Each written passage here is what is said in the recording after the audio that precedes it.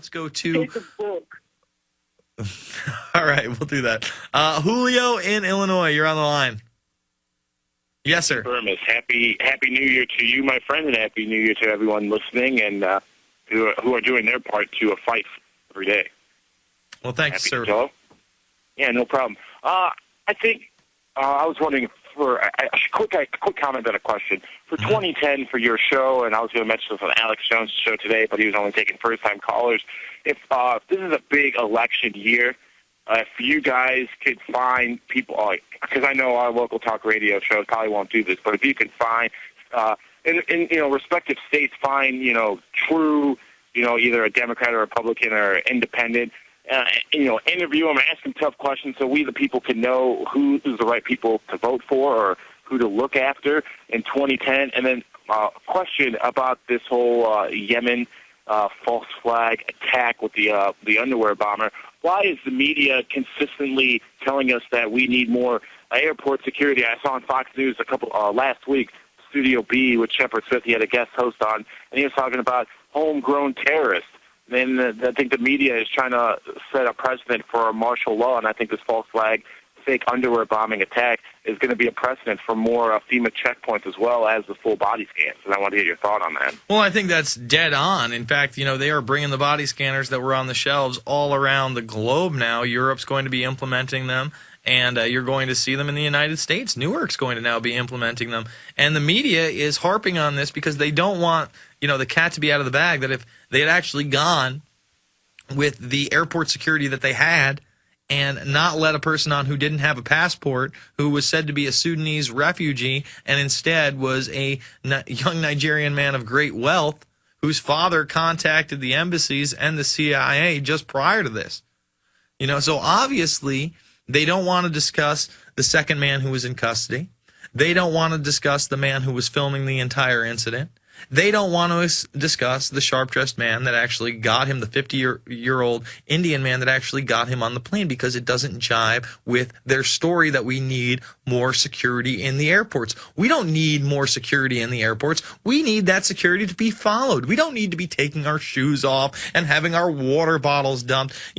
I was over at Aaron Dykes' house last night while we were working on the script, and they were replaying this thing from 2007, all about radical Islam in London and the 1.3 Muslims that are so evil over there. And they actually brought up the faked liquid bombers plot. There is no liquid bombing plot. It's all fear-based. I thank you for the call, Julio. Let's continue with the callers. Let's go to Mark in Georgia. Mark, you're on the line.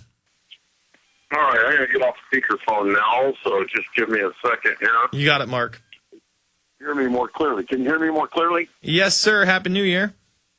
Happy New Year to you, too. Listen, I don't know all the details, but Sherry Peel Jackson, according to Dr. Robert Clarkston, J.D., you can get in touch with him at patriotnetwork.info. Sherry Peel Jackson, according to Dr. Clarkston, was involved in things that she should have known better of. And that's what they nailed her on, because obviously they have a complete different set of standards. If you don't pay your income taxes and you're part of the criminal gang, then who cares?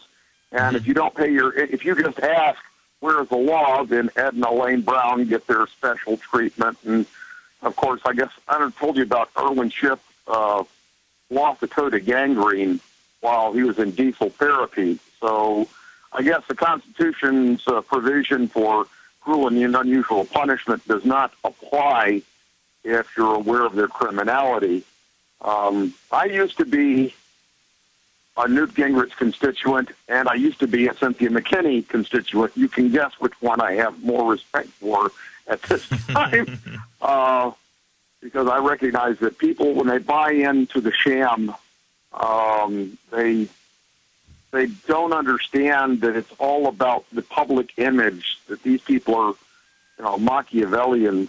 And like I say, it's disturbing how this country is going into judgment. And like I say, when I was in seminary, it absolutely rattled me to no end how the people I'd been conditioned to trust and respect turned out to all be a bunch of phony devil worshipers. And that's a major reason why I didn't complete my degree, because I was just unable to focus after that. Well, you know what? That gives me But, hope in the respect that I hope that one day we can mobilize the true Christians out there against those who pose as Christian conservatives and are really anything but. You know, again, I myself am not that religious, but I can recognize when predators act in a chameleon-like fashion, when they go to church and they say they worship the Lord and, you know, they believe in the family and they don't believe in gay rights and all these other things, and then they turn out to be, in some cases, you know, homosexual pedophiles. In other cases, much worse, sometimes murderers. On the surface of it, a lot of them are pagan.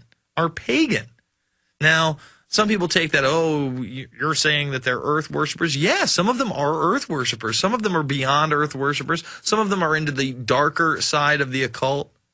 You know, it's not just Pan and Gaia worship. It goes on to this do as thou wilt type attitude, where you become your own God and responsible only to yourself, and, you know, not to the God that you espouse to worship, again, in public, and the reason that you're being elected.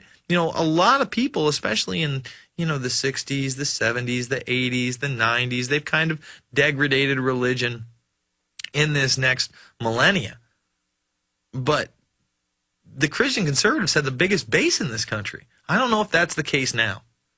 I don't know if it even matters if that's the case now, the way that they rig elections. But I do think that we can make a difference, at least locally. So get out there, get involved. You know, run for state senate, run for Congress, run for city council, run for mayor, or at least know the people who are running for those positions. And then when it comes up to Congress or Senate nationally, really know those people. And if you've got to vote third party, so be it. At least get out there and expose the predators. Expose the predator class. We're going to come back to Steve, Karen, and others. 888-201-2244. It's the InfoWarrior with Jason Bermas. Before I go to Stephen, Karen, Richard, and others, I want to read this article. It's out of the Post-Chronicle, but it's by Pat Buchanan. And Pat Buchanan is one of these guys that really not only commented on George H.W. Bush's New World Order, but did so in a negative light, and at first was very skeptical about the claims of the John Birch Society and others, and kind of came around to a lot of their ways of thinking, and is at least one of the truer mainline conservatives out there, in my opinion. All right, so let's read this. About the first decade of what was to be the second American century, the pessimists have been proven right. According to the International Monetary Fund, the United States began the century producing 32% of the world's gross domestic product. We ended the decade producing 24%. No nation in modern history, save for the Soviet Union, has seen so precipitous a decline in a relative power in a single decade. So they admit in the last decade, our production has gone down almost 10%, and those are IMF's own numbers. It's probably much worse. Between 1/4 and 1/3 of all U.S. manufacturing jobs have disappeared in 10 years. The fruits of free trade ideology has been proven anything but free of this country. Our future is being outsourced to China. Very true right there. But not really just outsourced to China. Again, as China moves to being more westernized with the Coca-Cola and the jeans, we move to be more like China on the Eastern Front with one-child policies and a draconian military police state here at home. Lovely trade-off, isn't it? While the median income of American families was stagnant, the national debt doubled. The dollar lost half of its value against the euro, one of the most self-sufficient republic in history, which produced 96% of all it consumed. The United States is almost as dependent on foreign nations today for manufactured goods and the loan to pay for them as we were in the early years of the republic. What the British were to us, China is today. So it also goes over the triumphance of the euro and the European Union. Beijing holds the mortgage and grows impatient as we endlessly borrow on equity and refuse to begin paying it down. The possibility exists of an eventual run on the dollar or even a U.S. debt default. Who did this to us? And then he says we did it to ourselves. And that's kind of a cop-out. Because although we did allow this to happen, because we were too distracted and too gluttonous to really give a damn and understand the usurpation that had taken place or was taking place at the time. I mean, folks, I was in the dark before 9/11. It's really only through 9/11 that I've come to this information. You know, I don't think I was guilty of anything before that except for being ignorant. So when they say we did it to ourselves, no, the populace allowed themselves to kind of, you know, go into this pop culture society where it's not cool to know about government and it's not cool to know about foreign policy and it's only cool to speak out against war if the Republicans are doing it, not when Obama's doing it.